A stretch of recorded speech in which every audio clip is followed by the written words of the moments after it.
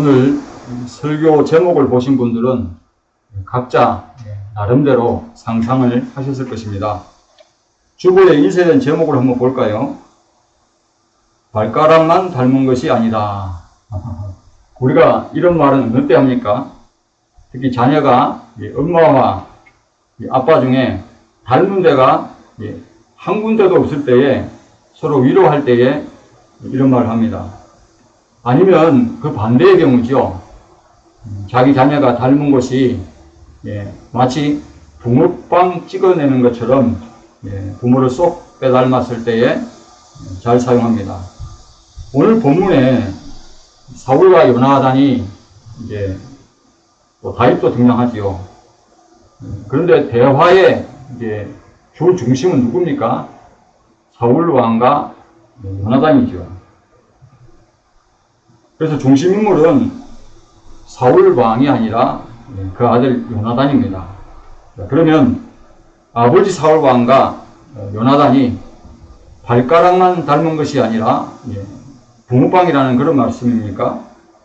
그것이 아닙니다. 요나단이 친구 다윗과 또한 요나단과 다윗이 하나님을 발가락만 닮은 것이 아니라는 것을 말씀드립니다. 하나님을 발가락만 닮은 것이 아니라는 말은 인간이 하나님을 100% 닮을 수는 없잖아요. 그렇기 때문에 하나님을 닮아가고 있음을 뜻합니다. 우리 또한 주님을 닮는 것을 목표로 하고 있습니다. 이를 통해서 우리는 오늘 본문에서 하나님께서 좋아하시는 사람이 어떤 사람인지를 깨달을 수가 있습니다. 첫째로 하나님께서는 신의를 저버리지 아니하는 사람을 좋아하십니다. 그래서 우리가 읽은 본문 1절에서 3절 말씀입니다. 여러분, 신의란 말을 들어보셨습니까? 일상에서 잘 사용하는 것 같지 않지만은 개인과 개인 사이에, 또 부모와 자식 간에, 또 부부 간에, 또는 선출직 공무원인 대통령과 또 국민 사이에, 또 국회의원과 유권자 사이에 잘 사용합니다. 그리고 하나님과 그 백성 사이에, 하나님과 우리 사이에도 씁니다. 신이란 개인 사이에 주고받는 믿음 또는 신뢰와 의리를 아울러 표현하는 말이죠. 그래서 개인 사이에 신의를 저버렸다는 말은 무슨 말입니까? 그 사람에 대한 신뢰를 잃어버린 것입니다. 이것을 이제 친구 간으로 표현하면 우정을 배신하고, 또 부모와 자식 간에는 자기를 낳아주신 부모에게 배은망덕한 것을 말합니다. 부부 간에는 배우자의 외도로 인해서 혼인할 때의 그 서약이 깨진 것입니다. 정치 지도자가 유권자의 지지를 받아 권력의 최고의 자리에 오른 후에 국민을 위한 권력을 행사하지 아니하고 권력을 이용해서 부정부패하고 권력을 남용한다면 그것은 자기를 뽑아준 국민에 대한 배신행위입니다. 그래서 신의를 저버린 자를 우리는 배신자 또는 배반자라고 부릅니다. 우리가 읽은 본문 1절과 2절을 보시면은 사울은 자기 아들 요나단에게 다윗을 죽이라 명령합니다. 그러나 그 아들 요나단은 다윗을 좋아했기 때문에 이 사실을 바로 친구 다윗에게 알려주죠. 여러분은 왜 자기 아버지의 평생의 대적이 된 친구 다윗을 요나단이 그 목숨을 구명하려 했을까요? 어떻게 생각하십니까? 본문은 요나단이 다윗을 심히 좋아했기 때문이라고만 간략하게 언급하고 있습니다. 요나단은 왜 이런 생각을 하게 되었을까요? 다윗과 같이 용맹하고 잘생긴 친구를 잃고 싶지 않아서일까요? 다윗은 자기 아버지의 생명을 해칠 사람이 아니라는 것을 확신했기 때문일까요? 그것은 신의를 자기 목숨처럼 여겼기 때문에 그렇습니다. 사울의 아들 요나단은 다윗과 죽음이 갈라놓을 때까지 함께 해야 할 친구로 서로 언약을 맺었습니다. 사무엘상 18장 1절 3절 말씀을 보시면 성경은 요나단이 왜 그토록 다윗을 좋아했는지, 그래서 왜 서로 자기 생명같이 사랑해서 언약을 맺었는지 그 이유를 밝혀주고 있습니다. 그것은 요나단의 마음이 다윗의 마음과 하나가 되었다 그래요. 자, 다윗을 자기 생명같이 사랑한 것입니다. 풀어 말씀드리면 요나단은 다윗이 자기와 닮았다고 생각했습니다. 얼굴 생김새가 닮았다는 말이 아닙니다. 요나단은 남자답게 생긴 반면에 다윗은 사무엘상 17장 42절에 보면 그 블레셋에서 싸움을 도두는 가드 사람 골리앗이 이 다윗을, 소년 다윗을 업신여기잖아요. 그는 그 얼굴이 붉고 용모가 아름답다 그랬어요. 신인을 자기 목숨처럼 여기는 사람이라는 것을 알았습니다. 요나단은 다윗이 골리앗과의 싸움에 나갈 때에 그 사람 됨됨이를 알아보았습니다. 이런 친구를 얻는 것은 나라를 얻는 것이고 자기와 같은 아주 용맹한 장수를 얻는 것처럼 생각했습니다. 이런 친구를 잃는 것은 나라를 잃는 것이요 자기 목숨을 잃는 것으로 생각했어요. 이런 친구라면 신뢰를 저버리고 자기 아버지 사울을 위협해서 그 목숨을 빼앗고 왕위를 찬탈할 사람이 아니라는 것입니다. 그래서 죽음이 둘 사이를 갈라놓을 때까지 서로 신뢰를 저버리지 아니하겠다는 그 약속을 굳게 믿은 것입니다. 그것은 요나단의 마음과 다윗의 마음이 다르지가 않았던 것입니다. 바로 자기 아버지 사울왕이 다윗을 죽이라는 명령을 내릴 때에 요나단은 어떻게 합니까? 다윗에게 숨어 있으라 그러죠. 적극적으로 다윗의 목숨을 구명해달라고 말합니다. 우리는 이 요나단의 행위에서 그가 신뢰를 저버리지 아니하는 사람이라는 것을 알 수가 있습니다. 이러한 요나단과 다윗은 발가락만 닮은 것이 아닙니다. 그럴 뿐만 아니라 요나단과 다윗만 발가락만 닮은 것이 아니죠. 사실 그들 모두는 누구를 닮았습니까? 하나님을 닮았어요. 하나님을. 왜냐하면 하나님께서는 신의를 자기 목숨처럼 여기는 분이시기 때문입니다. 어떻게 알 수 있어요?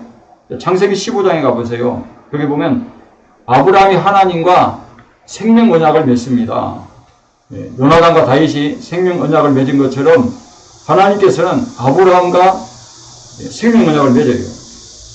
그래서 하나님께서 명령하신 대로 아브라함이 정한 희생 제물을 준비해 놓고 집비둘기 새끼 이 새는 제외하고 희생 제물을 중간에 쪼개고 그 쪼갠 것을 마주대하여 놓고 기다리고 있는데 하나님께서 아주 깊은 아브라함이 잠에 빠지게 하시고 흑암이 덮이고 어둠이 임할 때에 그가 두려움을 느끼다 그랬어요. 그래서 하나님께서 말씀하십니다. 내 자손이 이방에 객이 되어서 그러니까 출애굽해서 약속의 땅 가나안에 이 땅에 돌아오리라. 4대 만에 돌아오리라. 이 말씀을 약속을 받습니다. 그 말씀이 끝나자마자 창세기 15장 17절 말씀에 보시면 이렇게 기록되어 있어요. 해가 져서 어두울 때에 연기 나는 화로가 보이며 타는 횃불이 쪼갠 고기 사이로 지나더라.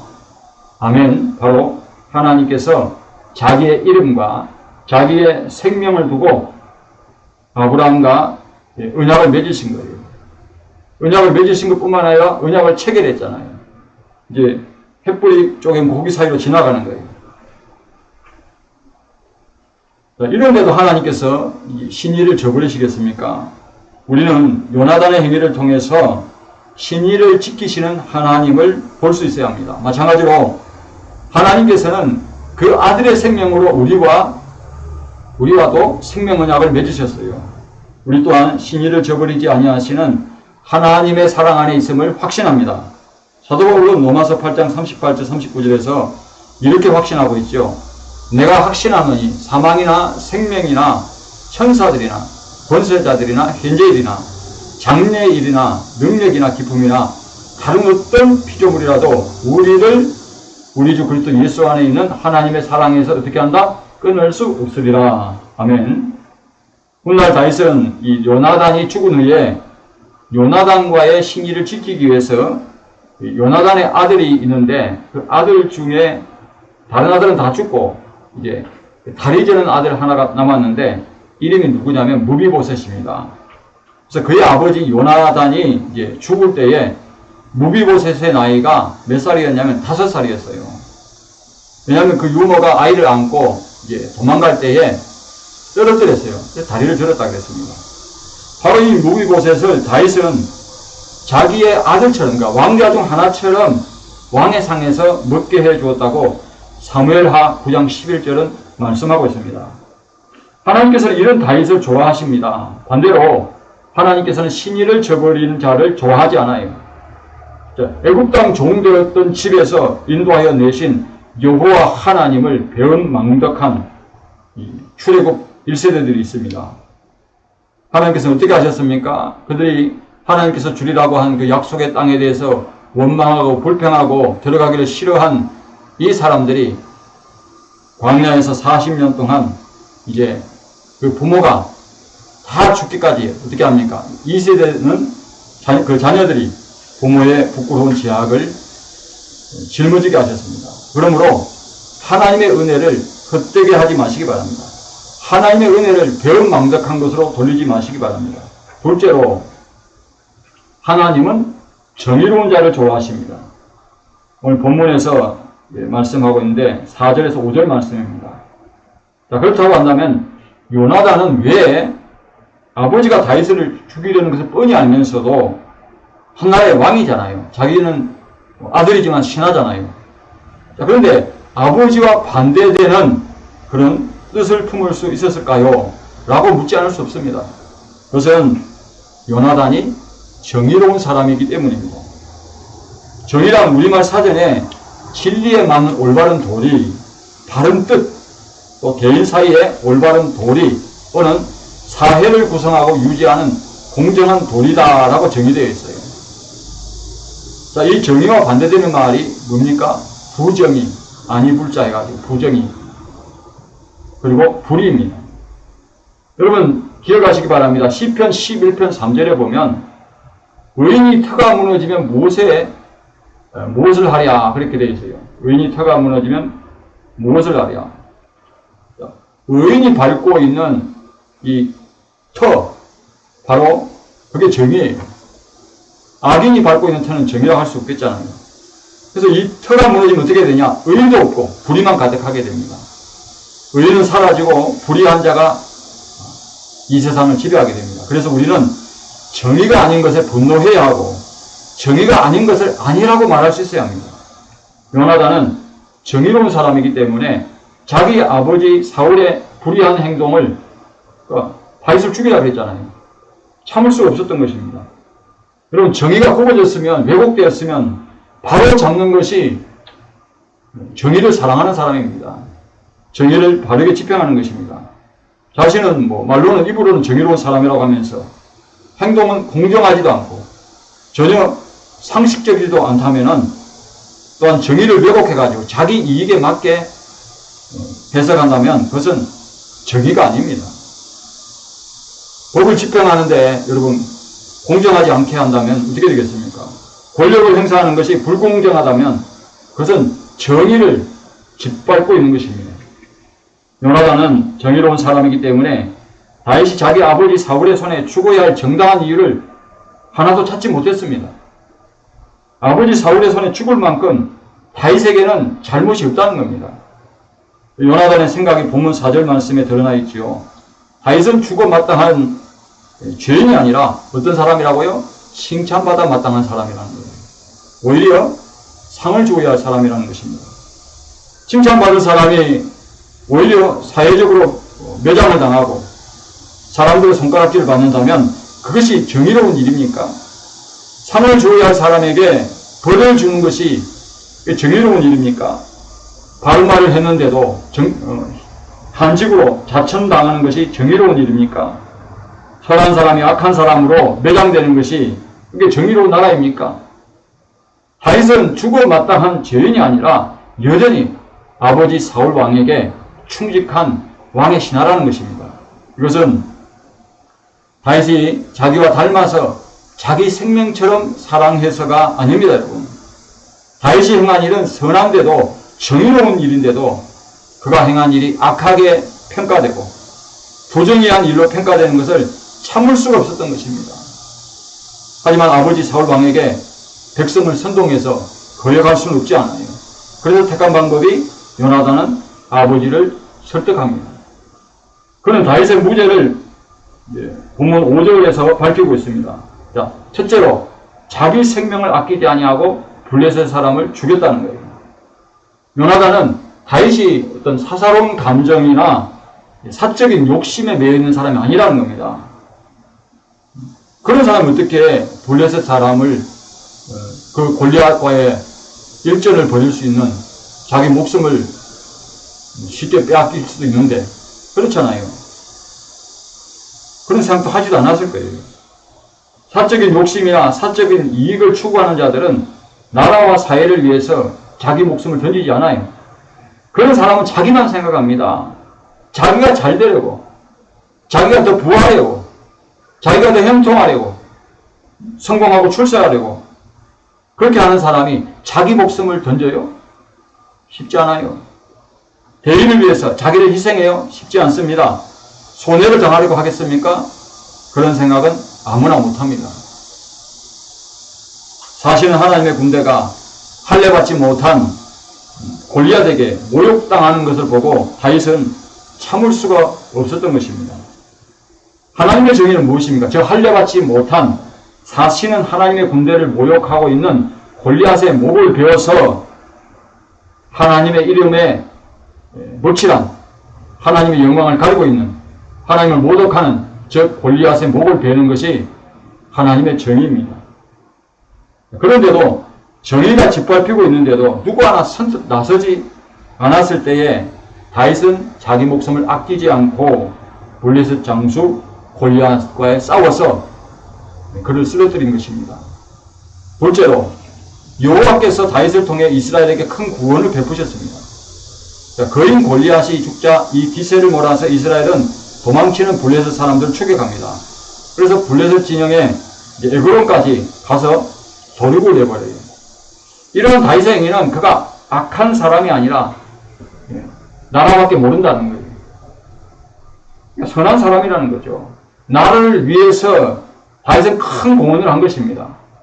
셋째, 왕께서도 이 일을 목격하시고 기뻐하지 않았냐라는 것입니다. 심지어 블레셋 장수 골리앗을 죽이는 자에게는 왕이 그 골리앗의 머리에다가 포상을 걸었어요. 포상금을. 어떻게 해요? 자기 딸을 준다 했어요.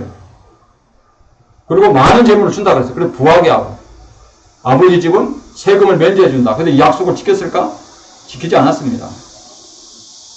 그러니까 약속을 지키지 않은 사람이 다윗에게 상을 주어야 할 사람이 오히려 다윗을 죽이려는 것은 부정이하다는 거예요. 그런 정의를 짓밟고 있다는 것입니다. 그런데 어찌 까닭없이 다윗을 죽여서 무죄한 자의 피를 흘려 하나님께 범죄하려 하십니까? 라는 것입니다. 이렇게 요나단은 정의가 왜곡되고 정의가 짓밟히는 것을 강변도 불구경하듯이 하지 않았습니다. 다윗은 여호와를 위하여 싸우는 사람입니다. 자, 그러니 다윗의 대적이 되는 것은 누구와 대적이 되는 거예요? 하나님과 대적이 되는 거죠. 그러니까 여호와를 대적하는 것을 여겼고 이와 같은 일은 하나님께 득지하는 것을 여겼습니다. 다윗을 죽여서 정적을 제거하면 사울 왕에게는 좋은 일이겠죠. 그러나 나라와 백성을 위해서는 큰 손실이라는 것이 요나단의 마음입니다. 자, 이러니 요나단과 다윗이 발가락만 닮은 것이 아니죠. 요나단도 다윗도 모두 정의로운 사람입니다. 그뿐만 아니라 이러한 요나단과 다윗은 누구를 닮아가고 있어요? 하나님. 하나님은 정의로우신 분입니다. 선지자 이사야는 5장 16절에서 이렇게 외칩니다. 오직 만군의 여호와는 정의로우심으로 높임을 받으시며 거룩하신 하나님은 공의로우심으로 거룩하다 일컬음을 받으시리니. 아멘. 사람들은 자기와 이해관계에 따라서 어떻게 합니까? 사람을 좋아하고 미워합니다. 그가 정의로운 사람인지 또 부정의한 사람인지 불의한 사람인지도 다 이해관계에 따라 달라요. 그가 정의롭고 의롭게 행한데도 부정의하고 불의한 사람으로 매장해버립니다. 요나단은 악을 선하다고 선을 악하다고 보지 않았습니다. 악은 악이에요. 정의가 아닌 것은 정의가 아닙니다. 제 아무리 자기 아버지라도 이것은 용납이 안 되는 거예요. 하나님은 바로 이런 사람을 좋아하는 거예요. 여러분도 정의로운 사람이 되시기를 주님의 이름으로 축복합니다. 셋째로, 하나님께서는 정직한 사람을 좋아하십니다. 그래서 우리가 읽은 본문 마지막 6절 말씀입니다. 정직이란 여러분, 마음에 거짓이나 꾸밈이 없이 바르고 고든 것을 뜻해요. 유사한 단어로 진실이란 말이 있는데, 거짓이 없는 사실, 마음에 거짓 없이 숨기지 아니하고 순수하고 바름을 말합니다. 참되고 변하지 아니하는 영원한 진리를 베푸시는 진리 대신 하나님의 말씀을 가리킬 수가 있죠. 거짓은 진실과 반대되는 말로서 사실에 어긋난 거죠. 근데 사실이 아닌 것을 사실로 꾸미는 걸 말합니다. 다른 말로 사실 또는 진실을 어떻게 왜곡하고 날조하는 것을 뜻합니다. 여러분은 내 자식이 말입니다. 또 내 배우자가, 또 나를 가르친 스승이, 내 제자가, 내가 다니고 있는 직장 상사가, 또 부하 직원이 정직하지 못한 사람이라면 어떻게 하시겠습니까? 더구나 그 사람이 요즘 문제가 많이 되고 있지요. 은행에 그 직원이 은행 돈 뭐 수백억을 횡령했다잖아요. 고객 돈을. 자, 고객들의 돈을 관리하는 은행 직원이라면 어떻게 되겠습니까? 이런 사람의 말을 여러분은 믿겠습니까? 이런 사람을 국가의 대통령으로 세울 수 있겠습니까? 그의 말만 아니라 그가 행한 일에 대해서도 믿지 못할 것입니다. 그런 사람은 여러분 늑대가 나타났다. 늑대 소년들이에요. 평소에 하도 이 사람들을 골탕 먹이잖아요. 재밌어가지고. 늑대가 나타났다. 늑대가 나타났다 하니까 이 소년을 살리기 위해서 마을 사람들이 그렇죠. 그렇게 구하려고 했는데 매번 가보니까 다 거짓말이에요. 그런데 정작 늑대가 나타났을 때 늑대가 나타났다 하니까 어떻게 합니까? 사람들이 외면하는 거예요. 에이, 또 거짓말이겠지. 또 우리를 놀리는 거겠지. 여러분, 진실은 정직은 말입니다. 정말 위기가 왔을 때에 기회가 발휘가 되는 거예요. 근데 이 늑대 소녀는 위기가 왔을 때 아무 사람에게도 아무런 도움도 받지 못했습니다. 사울은 자기 아들 요나단의 말에 설득당합니다. 자기의 평생 대적인 이 다윗을 죽이라는 명령을 어떻게 합니까? 맹세로 거두어 드리잖아요. 만약 요나단이 늑대 소년이었다면 평소에 뭐 허풍이나 떨고 거짓을 일삼았다면 또 거짓되게 말해왔다면 아버지 사울은 자기 아들의 말을 듣지 않았을 거예요. 아무리 다윗을 칭찬해도 아버지가 설득을 당하지 않았을 것입니다. 아무리 요나단의 말이 구구절절히 옳다고 하지만은 요나단이 정직하지 못하고 진실하지 못한 사람이었다면 아버지 사울을 설득하는 데는 실패했을 것입니다. 아니 어쩌면 아버지를 반역하는 자로 몰렸을 거예요. 사울은 정직한 자기 아들의 말을 듣지 않을 수가 없었습니다. 아니 정직한 아들이 말을 하는데 구구절절히 옳은 말을 하는데 거기에 하나라도 부정할 수가 없었던 것입니다. 사울은 자기 아들 요나단을 좋아했습니다. 그는 아들이지만 이스라엘의 용맹한 장수요 자기의 든든한 참모예요. 참모. 전쟁 전술이나 전략을 논의할 때에 함께하는 동료고 부하고 그렇잖아요. 그래서 그 아들 요나단은 좋은 참모였고 전략을 짜는데 많은 도움을 주었을 것입니다. 자, 이러한 관계에서 사울은 그 아들 요나단의 말을 듣고 맹세합니다. 본문 6절 말씀입니다. 맹세하되 여호와께서 살아계심을 두고 맹세하거니와 그가 죽임을 당하지 아니하리라. 아멘. 여러분, 사실 진짜 늑대 소년은 누구지 아십니까? 따로 있어요. 자, 자기가 하나님께 잘못했음에도 잘못하지 않았다고 정직하게 잘못을 신하지 않습니다. 그가 여호와의 목소리를 청종하지 아니하였음에도 자기는 여호와의 목소리를 청종했느라고 그런 사람이 있죠. 그러니까 누굽니까? 다름 아닌 바로 요나단의 아버지 사울 왕입니다. 더구나 사울은 그가 한 맹세로 인해서 사무엘상 14장에 보면 이스라엘 자손이 큰 위기에 빠지고 그 아들 요나단이 자기 때문에 자기 손에 죽임당할 뻔한 적도 있었어요. 그는 백성과 한 약속도 쉽게 저버리는 사람이며 정의로운 사람도 아니었습니다. 그런 사울 왕의 맹세를 누가 신뢰할 수 있겠어요? 그가 이 맹세를 어기고 다윗을 죽인다는 것을, 아니 죽이지 않는다는 걸 어떻게 보장할 수 있겠습니까? 하지만 하나님께서는 사울 왕의 맹세가 비록 헛되고 거짓될지라도 이 맹세를 사용하여서 다윗의 목숨을 보존하십니다. 사울을 이어 다윗을 이스라엘 왕으로 만드십니다. 사울은 여호와께서 살아계심을 두고 맹세했습니다. 여러분, 이 말은 여호와께서 살아계시다는 이 말은 뭡니까? 사실은 하나님의 이름을 두고 맹세하는 것도 있지만은, 여호와께서 살아계시는 동안에는 다윗이 죽임을 당하지 아니하리라, 그런 말이 아니잖아요. 다윗을 죽이는 자는 여호와께서 벌을 받을지어다 라는 말입니다. 결국 사울은 이 맹세를 어기고 그가 다윗을 죽이려 했기 때문에 이제 길보아산 전투에서 블레셋과의 싸움에서 죽습니다. 이처럼 하나님께서는 사울의 헛된 맹세를 하더라도 그 맹세를 유효하게 하셨습니다. 신명기 6장 18절은 이렇게 말씀합니다. 여호와께서 보시기에 정직하고 선량한 일을 행하라.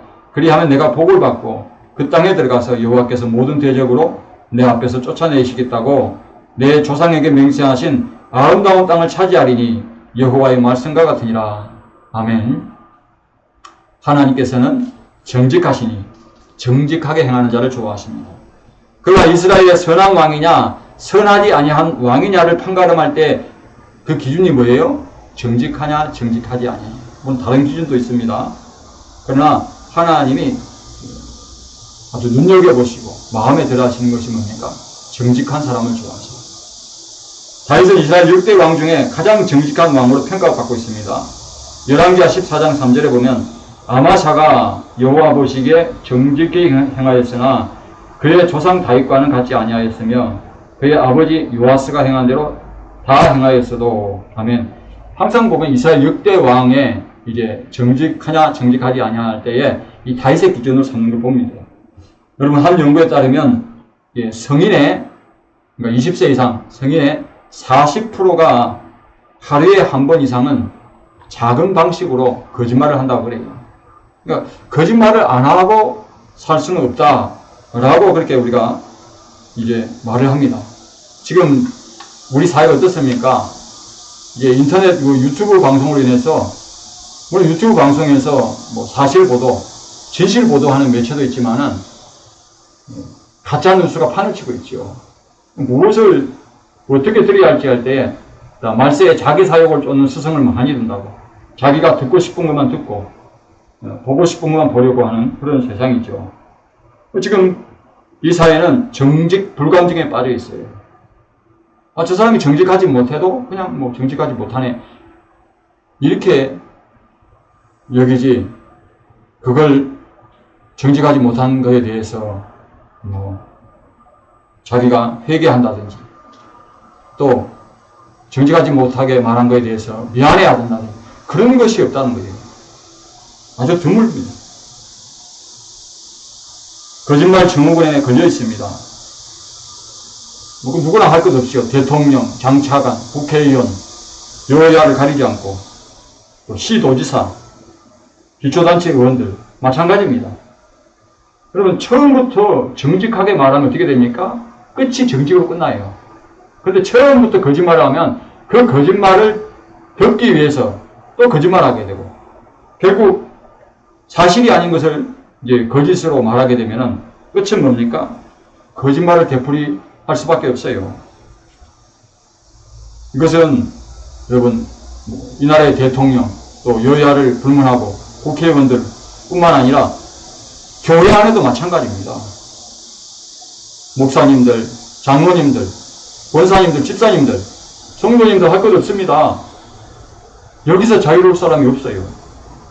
그럼 요나단과 다윗은 발가락만 닮은 것이 아닙니다. 또 이들은 하나님과의 관계에서 발가락만 닮은 것이 아니죠. 그들은 신의를 저버리지 아니했습니다. 그들은 정의롭게 행했습니다. 그럴 뿐만 아니라 요나단과 다윗은 정직하게 행했어요. 여기에 누가 더 들어가야 합니까? 바로 저와 여러분의 이름이 여기에 포함되어야 할 줄로 믿으시기를 바랍니다. 하나님과 발가락만 닮은 것이 아니라 다른 것도 닮아서, 다른 것도 많이 닮아서 하나님께서 좋아하시는 사람이 되시기를 주님의 이름으로 축복합니다. 기도드리겠습니다.